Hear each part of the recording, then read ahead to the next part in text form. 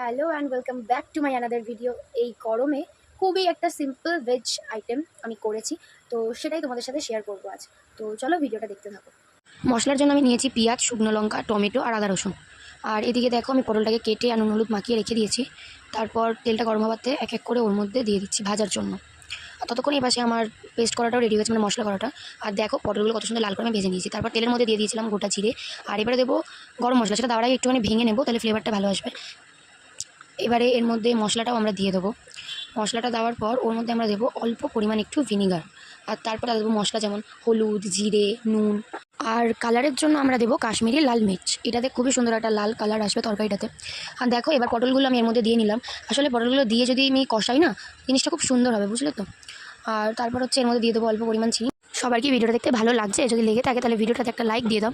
আর চ্যানেলটাকে কিন্তু অবশ্যই সাবস্ক্রাইব করে দিও। ফাইনালি খাবার আমাদের রেডি।